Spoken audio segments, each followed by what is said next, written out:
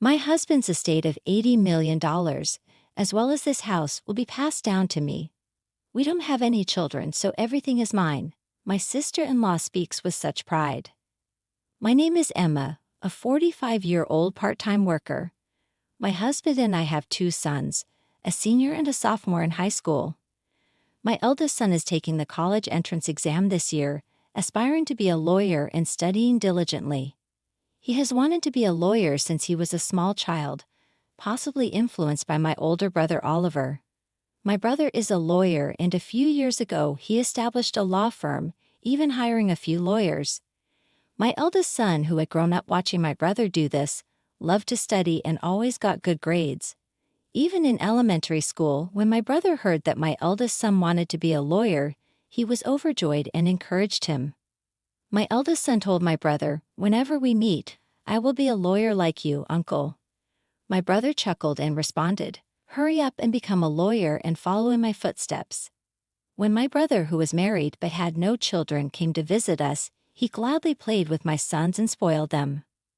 My brother's wife was 10 years younger than him. She wasn't eccentric, or rather a difficult woman who never visited our house, so we never really spoke to her. When my brother and I lost our parents when we were young, he took their place as a parent. When I was about to get married, my brother married as well. My husband and I were relieved when we knew that my brother was planning to marry a young woman. But when we actually met his fiancée, I was surprised at how grumpy she looked. We were expecting a happy face because she was about to marry my brother, but she looked at us with a sulky look. I said, "You two are great together," in front of my brother and his fiancée, but I told my true feelings when I returned home and was alone with my husband. I was curious as to why she appeared so unhappy. After the marriage was finalized, my husband seemed to agree with me and responded concernedly, "She wasn't a particularly pleasant bride. It can't be helped what we care." My brother married his 10-year younger fiancée shortly before they got married. My brother bought a magnificent house, as expected of him, running a law firm. We did not see my sister-in-law, so my husband jokingly said to my brother, "Has your wife already left you?" My husband was obviously joking, but seeing my brother's serious expression, we became nervous. According to my brother, whenever something happens, sister-in-law returns to her parents' house. Today was her mother's birthday, so she is staying over to celebrate. My husband's shoulders slumped, thinking he had made a bad joke. Suddenly, my brother asked us with a straight face, "If you ever can't have children, can I adopt one of your children?" I thought my brother was joking, saying something like that, but he looked serious. I couldn't answer his unexpected suggestion, but my husband laughed and replied, "We don't know what the future holds, so let's discuss it when it happens. Okay, if you're okay with our children, you are free to adopt whichever you want." My husband didn't seem to take it seriously and dismissed it, but I was concerned about the adoption and, more importantly, that my brother and his wife were not getting along. It wasn't my place to intervene because it was their problem, but I was concerned. After that, when we visited my brother's house or he came over to our house, it was always just him. My sister-in-law never showed up, and my brother also never mentioned her, so I avoided asking him about her. They had been married for more than 10 years, and I had almost forgotten about her existence. This year, my eldest son was accepted into his dream law school. My brother brought up adoption again.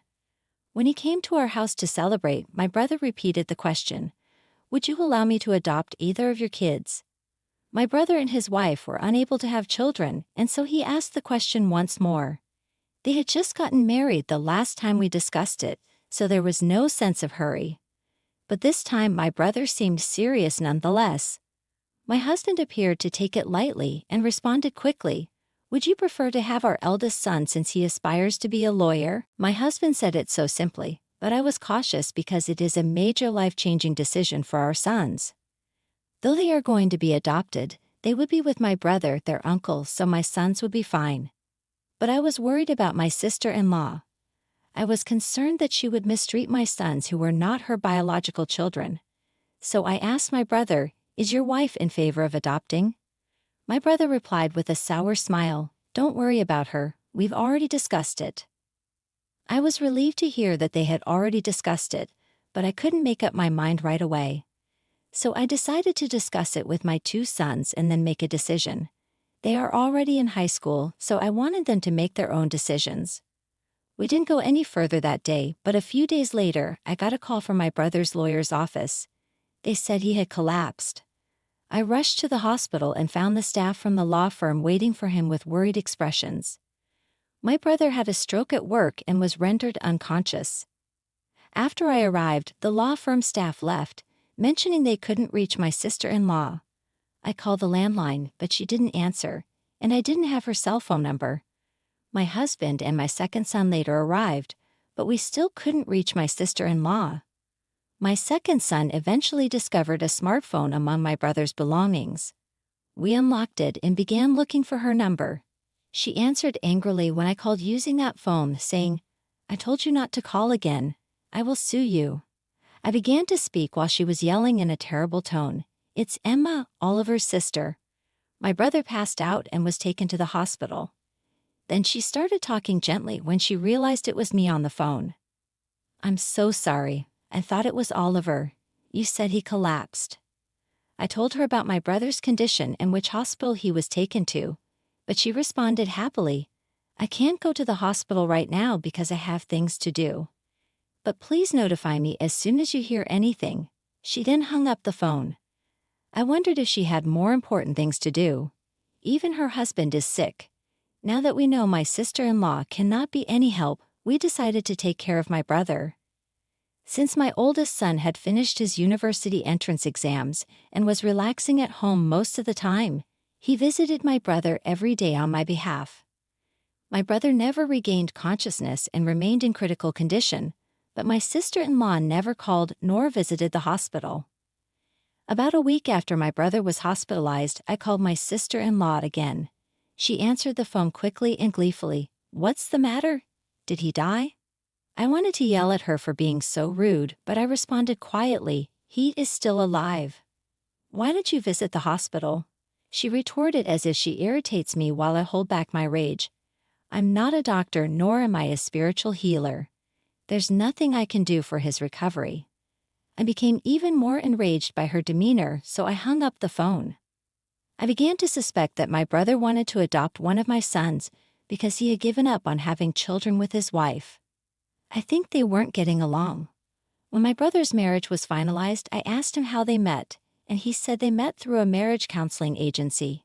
Maybe my sister-in-law married him because he was a lawyer and she wanted to have a good life. This thought enraged me even more, but when I mentioned it to my husband, he said something even more cruel.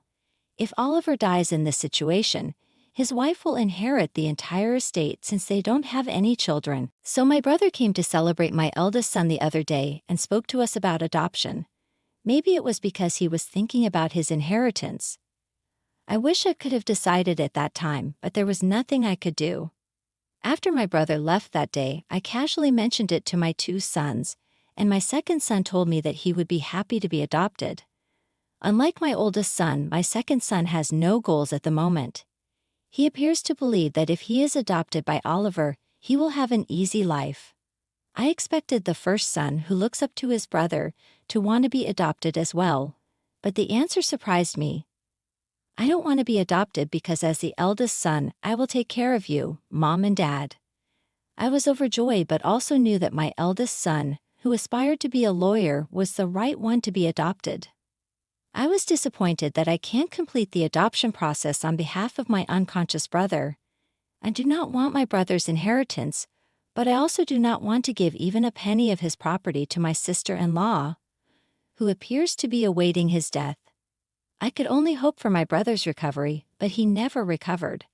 My brother passed away a few days later, and I had no choice but to contact my sister-in-law. "My brother recently passed away. Can we do a funeral?" My sister-in-law, who had been waiting for the news of my brother's death, responded cheerfully, "Everything is up to you. Please do not appoint me as a pallbearer. I don't want to deal with any formalities." When I was about to lose it, she quickly hung up the phone. After all, my husband and I planned the funeral. Staff from the law firm helped us in a variety of ways. My husband was also concerned about the firm's future, but my brother had taken care of that. Though my brother was the firm's representative lawyer, he delegated management to someone he trusted. So the law firm as a corporation will continue to operate without a problem. Many people came to my brother's funeral, and so many wreaths were brought that they couldn't fit in the hall. Then I realized how wonderful my brother was once again. My son also assisted at the funeral. But when my second son saw the presidents of major corporations, politicians, and others who had also attended, he was really frustrated. I knew I should have been adopted. I had no idea how amazing he was. My husband and I both felt we could kind of understand his sorrow. I was the pallbearer, but no one asked why my sister-in-law wasn't there, and no one mentioned it. I wondered if we were the only ones who knew my brother had married. My brother and his wife did not have a wedding. Instead, they only went on their honeymoon. So even the relatives may have missed it. If this was going to happen, I almost wish they had never married. No need for a wife who does not attend her husband's funeral. I regret not allowing him to adopt my second son sooner because I believe she would take all of my brother's estates with the help of the law firm staff. My brother's funeral was completed. I invited everyone to my brother's house for a meal and to thank them. My brother will be able to rest in peace because of all of you. We were all very sad. That's when my sister-in-law appeared, wearing a flashy pink coat. I addressed her as if she had planned to arrive just as the funeral wrapped up. After all this time, why did you come here? Was a big smile on her face. She speaks loud so that everyone could hear. My husband's estate of $80 million, as well as this house, will be passed down to me, his wife. We don't have any children, so everything is mine. For some reason, when she said it triumphantly, my brother's subordinates burst out laughing. One of the lawyers responded, "We know that you're officially divorced. We all knew the result of your divorce settlement the day before he collapsed." When I first heard this fact, I exclaimed, "What? You were divorced?" I looked over at my sister-in-law's face and saw her staring at them, who had just spilled the truth with the most terrifying expression ever. When she clenched her teeth, the other lawyer started talking. "I also heard that you were charged alimony in conjunction with your divorce because your affair caused a divorce. It is inevitable." My sister-in-law yelled, glaring at the lawyer who said it. "I'm not required to pay alimony, am I? I no longer have anyone to pay." She spoke mockingly, but there was no way she could compete with a legal expert, and she was quickly retorted, "The right to alimony will also be inherited, so you will have to pay it to Emma. She's the inheritor." Then I realized for the first time that I was my brother's sole inheritor. If their divorce was finalized and our parents are gone, so I'm all that's left. She seemed to realize this too and looked at me with a horrified expression, causing me to step back. But she seemed unconvinced and began yelling once more, "Don't I get half of the estate now that the divorce is settled?"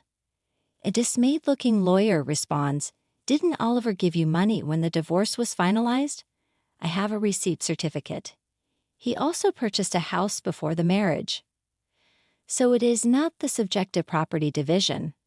I enjoyed watching her being lectured by the lawyers. Regardless of what she said, she seemed to recall something and chatted while laughing a little. "There is a life insurance. I should still be the beneficiary." She impressed me with her attitude in a situation where everyone around appeared to be her enemy. She said she changed the beneficiary of Oliver's life insurance to herself. However, the lawyer was also quick to deny about the life insurance. "Oliver is a firm man, so I think he changed it when the divorce was finalized." I searched my brother's valuables and discovered the life insurance policy, but my sister-in-law saw this. She took the life insurance policy from me and looked impatiently at the beneficiary, but dropped her shoulders in disappointment when she returned the certificate to me. I noticed that the beneficiary was me. My sister-in-law, realizing she was getting nowhere, yelled out her true feelings without thinking. "I married a lawyer because I thought he is wealthy, but I've only got a little money. In addition, I have to pay alimony. This is a huge mistake." The lawyer replied to her. Oliver said the same thing. He said he shouldn't have come for the advice of a marriage counselor. He bemoaned the fact that he had made a huge mistake. My brother had never said anything like that to me, but he had always been truthful with his coworkers and subordinates. Unable to reverse anything, my sister-in-law rolled her back and left my brother's house. Later on, she will have to pay the alimony in installments, but she didn't have a job. She began looking for a job quickly, but she has never worked seriously before and quit immediately. She re-registered to the marriage counseling agency and looked for a wealthy man in order to make quick money. And she found a wealthy man, told him she needed money for marriage, and cheated him out of his money. But the man caught on right away and reported her to the police. She was arrested for marriage fraud. According to the lawyer who works in my brother's law firm, to be honest, no alimony was ever paid to me. Then when I went to see the lawyer about it, the story came up, and this May the lawyer told me, now that she has been apprehended, alimony payments may be impossible to obtain for the foreseeable future. Alimony is not something I am interested in. I was more interested in seeing her suffer a terrible fate. I believe my brother would agree, so I would like the police to investigate thoroughly her other crimes, etc., and charge her as a felon in court. My family moved into a house that my brother had left behind after unexpectedly inheriting his property. My husband and sons were ecstatic to be able to live in a big house after previously living in an apartment. My eldest son is studying law harder than ever before. He observed his brother's colleagues and subordinates, lawyers arguing with his sister-in-law, which made him yearn to be a lawyer. Though he was never adopted by my brother, I hope he will carry on my brother's legacy and become a great lawyer like him.